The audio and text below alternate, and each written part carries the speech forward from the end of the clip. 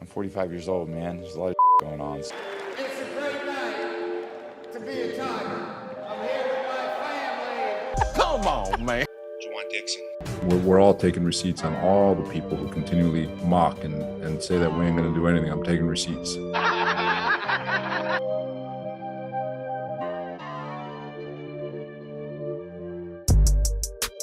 No, NFL trade deadline is today. NBA has got some weird stuff going on there. A whole lot to cover today. And yesterday, the Ravens traded for none other than Roquan Smith. They traded a second and fifth round pick of the upcoming draft to the Chicago Bears in exchange for Roquan Smith. They also traded some guy that I didn't even know was on the Ravens to the Bears as well. So there's that. And then today, the Lions traded T.J. Hawkinson to the Vikings in exchange for some draft picks. I'm gonna pull up the exact numbers here.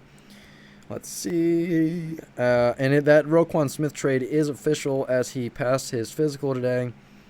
So the Ravens traded Roquan Smith for those draft picks and linebacker A.J. Klein to the Bears. So part of the Hawkinson Vikings trade is a 2024 conditional fourth-round pick that Detroit sent to Minnesota today. Okay. There's this is complicated. My bad. So originally, the Vikings got Hawkinson, a 2023 fourth-round pick, and a conditional 2024 fourth-rounder. And the Lions got a 2023 second-round pick and a 24 third-round pick. And then there's an update on that the 2024 fourth-round pick that Detroit sent to Minnesota is now a fifth-round pick in the same year if the Vikings win a playoff game. So there's some complicated stuff there. Complicated. We'll see how that goes. I guess that is it for from that trade. And then the Bears, who I thought were giving up on everybody. I thought the Bears were gonna trade everybody. I thought they were gonna trade, anybody who had played on the team for over 2 years. But no, apparently not, as they traded a second-round pick to the Steelers for Chase Claypool. Yeah, I don't know what to say either about that one. So going back to the Ravens pick, we'll start with the Ravens trade. Sorry, jeez. We'll start there, as the Ravens defense definitely got better this offseason. There's no beating around the bush on that one. They got Marcus Williams, and they got some decent guys in the draft. They kept Calais Campbell, Justin Houston, Patrick Queen, Odafe Owe. They retained everybody that was really good from last year. Marcus Peters returning from injury, Marlon Humphrey returning from injury, so on and so forth. And then they get Roquan Smith, and this helps a lot, because there's been a big issue with Ravens linebacking core, believe it or not. Odafe Owe had a great season last year, and Patrick Queen has been all right. I don't want to say he's been terrible, but he hasn't been exactly Ray Lewis or anything like that.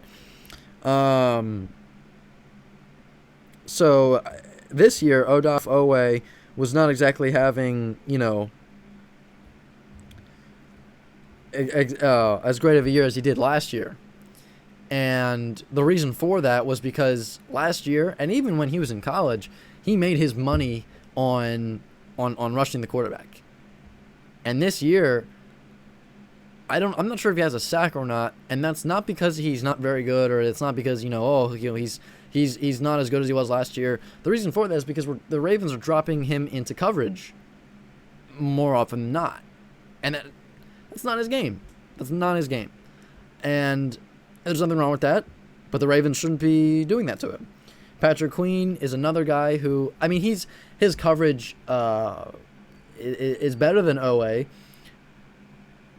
but still, I think there's definitely some needed help in terms of the linebacker coverage department of the Ravens defense. And I think this move is going to not only free up some linebackers to be able to rush the quarterback and create pressure, but it'll also help the linebacking pass coverage as well. So, another big trade just broke. The Miami Dolphins have traded Chase Edmonds, a 2024 fourth-round pick, and a 2023 first-round pick to the Denver Broncos in exchange for linebacker Bradley Chubb and a 2025 fifth-rounder. So, there you go. So we'll hop right into that one as, everybody was wondering, okay, in the offseason for the Dolphins, you kept Myles Gaskin, you got Chase Edmonds, and you had a couple other good running backs as well. And people were saying, why do that? Why, when you also acquired Tyreek Hill, you had Jalen Waddle and Mike Gesicki, a pretty decent, wide receiving core. What's the need to get all these different running backs? There you go. When a team needs one, as the Broncos, Melvin Gordon's not having a good season. Javonte Williams out for the year due to an ACL injury. Broncos need a running back. You get all those running backs, so you have, a lot of depth at that position. Trade a guy, and you get something that you needed more on defense. That I think that's a good pick. I think that's one of the more win-win. I don't know how to describe this, but that's one of the few win-win trades I think I've seen in a while. As Miami, okay, yeah, losing Edmonds might hurt a little bit, but it's not like they don't have any running backs at all right now. Broncos improve at a position that they had been really, really struggling on, and as a result, we're relying on Russell Wilson to carry the team. Broncos defense probably, that is a pretty decent loss for them. I will admit, for a defense that I had already had some question marks about going into the season, so that is a little iffy for them. But for the Dolphins, if you're going to gear up here and look to make a serious run in the postseason, you need a good defense, and Bradley Chubb will definitely help that, no doubt. So that is I'll say that's a pretty decent win-win trade, and this is all coming from Adam Schefter, as the Dolphins are expected to work out a new long-term deal with Bradley Chubb.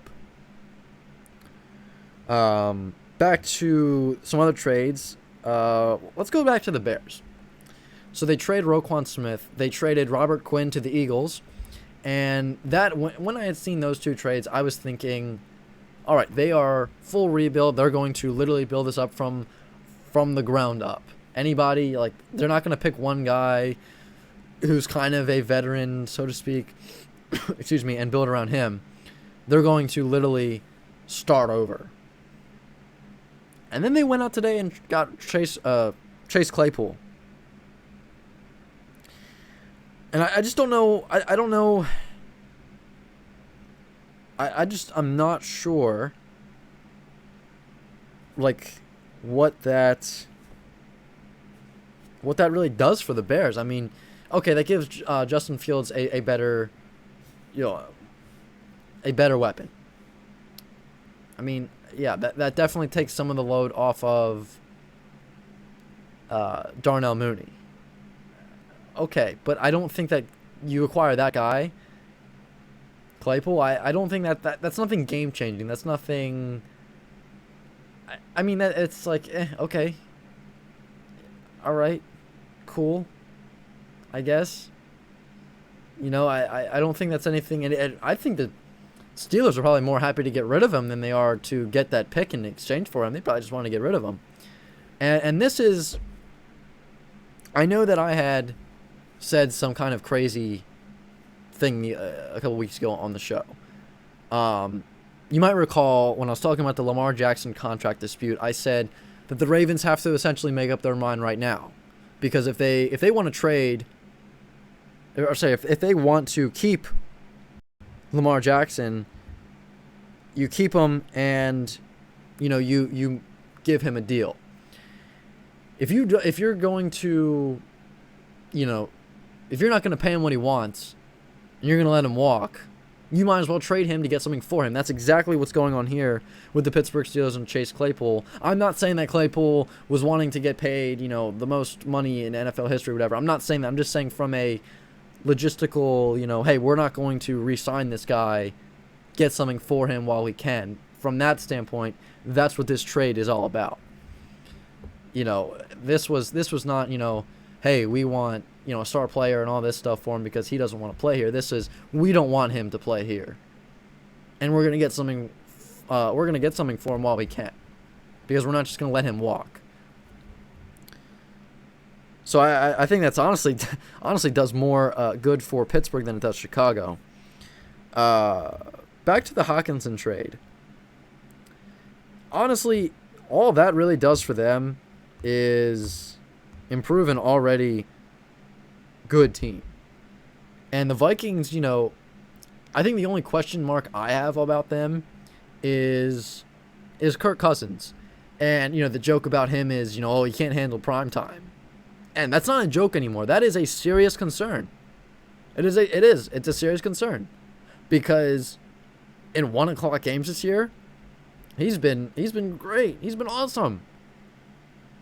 Prime time, and not only this one game this year so far against the Eagles, but in his career, he has not been good in prime time in his entire career. So this isn't just something that he lost the one game to the Eagles, so he's not good. No, he has a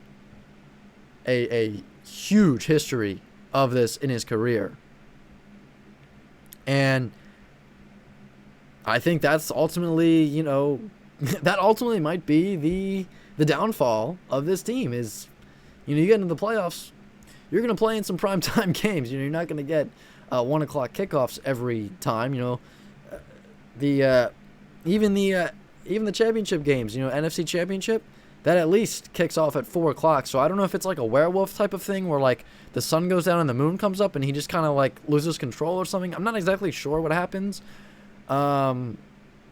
But it's sort of like baseball, how some players, hit better during the day than they do at night or whatever. That's their only concern right now. They have Dalvin Cook, an established running back. They have Justin Jefferson, Adam Thielen, and now T.J. Hockenson. As Irv Smith, their other tight end. And I don't even know. I guess, yeah, he's a tight end, right? Is going to be out for, I think it said 8 to 10 weeks. So that fills that gap and honestly even improves it over Irv Smith Jr. And their defense, I don't have any questions about their defense. So the only thing that is holding the Vikings back from being good this year is the sunset. Because once that sun sets, it's a whole different game for a whole different game for Kirk Cousins and the Minnesota Vikings. So